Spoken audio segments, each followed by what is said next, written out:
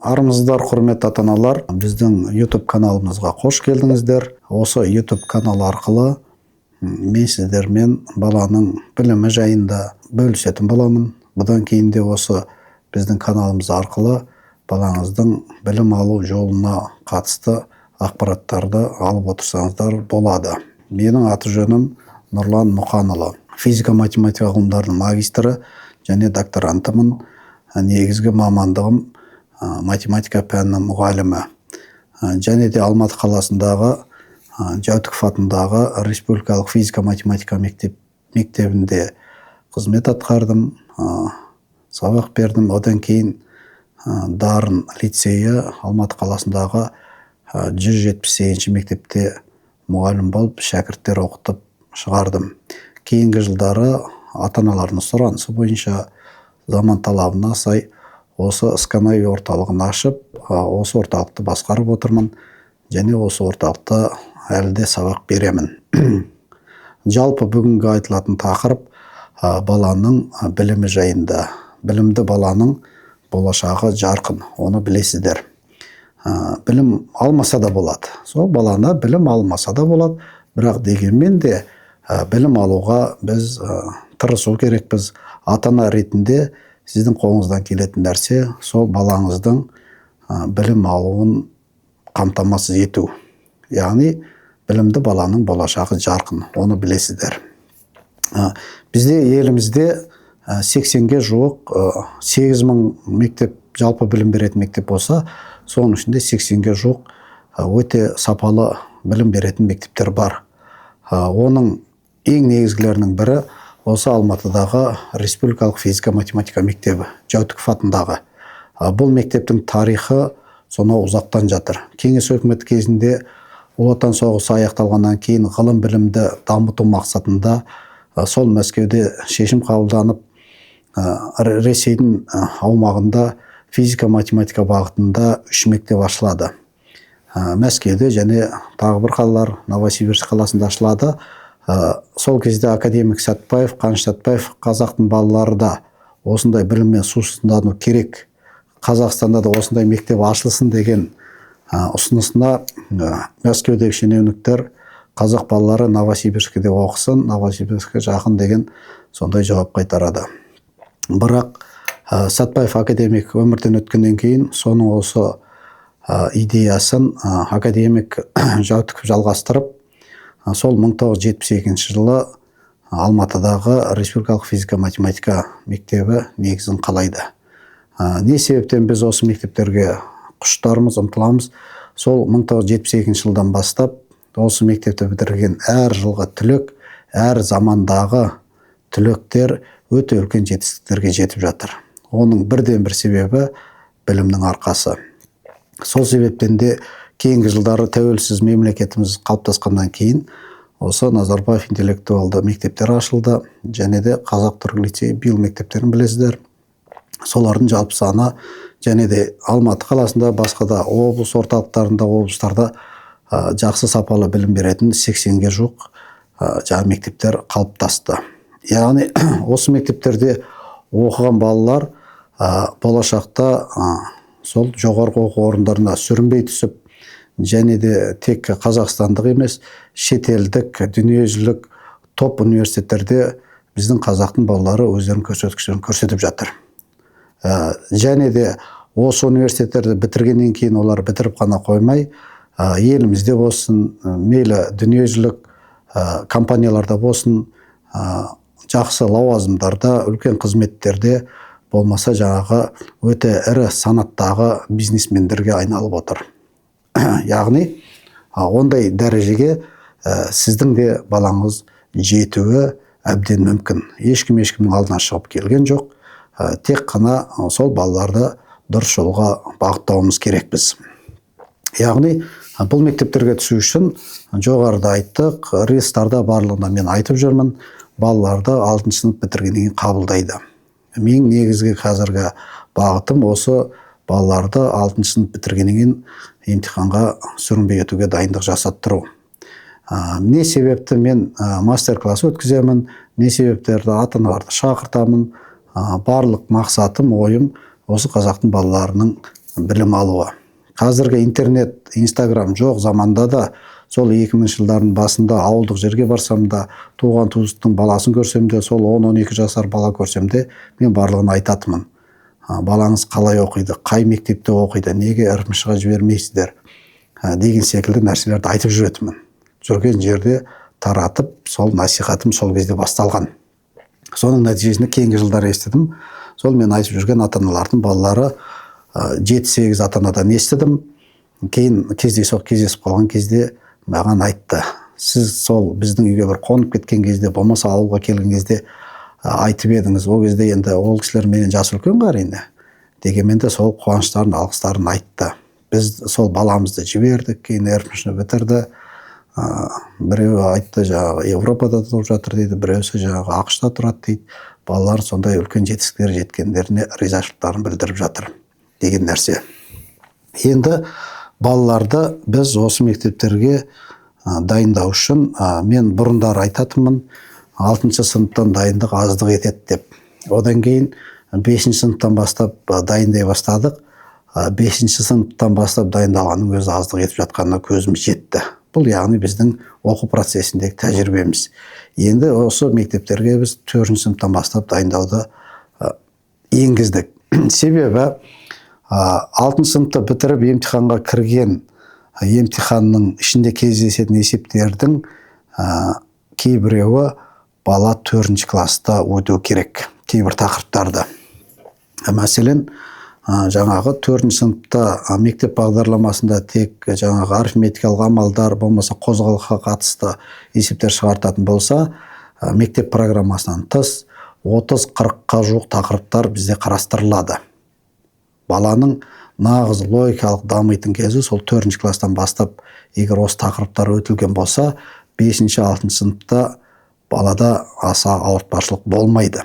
Яғни оның айырмашылығы, мен бәріне қалжыңдап айтам, 4-ші класстың баласына қанша дегенмен бала емес па? Не айтсаңыз соны бірден қабылдайды. 5-ші класстың баласы айтылған нәрсенің 50-50% қабылдайды. Болмаса 50% балалар қабылдайды, 50% бала қабылдамайды деген нәрсе.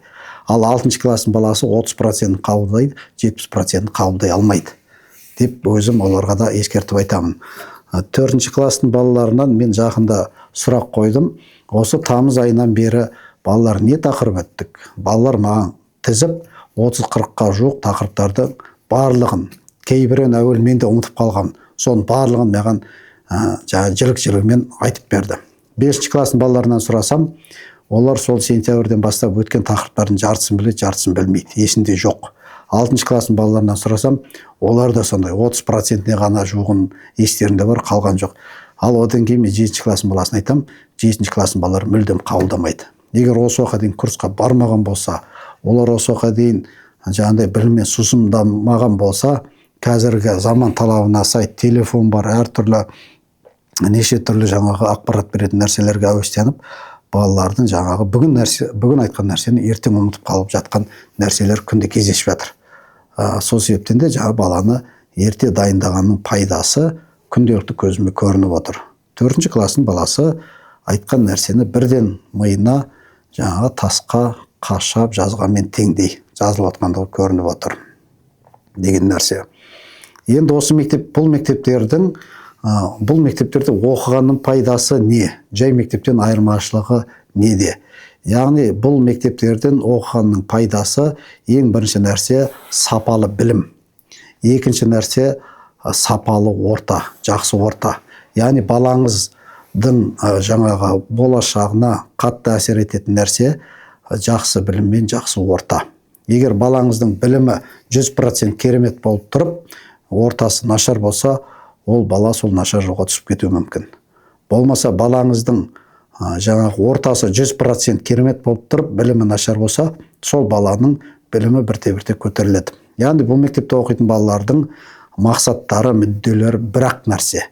Яғни бұлар барлығы сол білімге құштарланған, білімге бағытталған балалар. Одан кейін бұл мектептерде оқитын балалар үшін сапалы ұстаздардың жаңағы ұстаздар. Яғни бұл мектептерге ұстаздарды жалпы білім беретін мектептерге қарағанда таңдаумен алады, білімін тексеріп алады, өздерінің ішкі аттестациясы бар, аттестация жүргізу арқылы алады, және де ғылыми дәрежесі бар мұғалімдерді осы мектептер өздеріне қабылдап, сол адамдарға жағдай жасайды. Сол білімді ұстаздар өз білімдерін балаларға беру мақсатында бөлісін деген мақсатпен жасайды. Одан кейін материалды базалар заман талабына сай жасақталған. Одан бөлек, яғни ніш мектептерінде сабақтар ағылшын тілінде, тіл мәселесі жақсы жолға қойылған. Жоғары сыныпқа барғанда профориентаторлар жұмыс жасайды. Және де осы мектептегі балалар әртүрлі ғылыми жобаларға қатысады. Тек еліміздегі ғылыми жобалар ғана емес, шетелдік ғылыми жобаларға, шетелдік конкурстарға, байқауларға, олимпиадаларға қатысып жатқандығын күндік өзіміз көріп отыр. Одан бөлек, осы мектепті бітірген балалар, әсіресе ніш мектебін бітірген балалар 10-11 сыныпта профориентаторлар арқылы тікелей жұмыс жасап, бұл балалармен жаңағы IELTS, SAT, MES сертификаттарын алуға қамтамасыз етіледі. Яғни мектеп тарапынан осы балаларға сондай талаптар қойылады. Балалар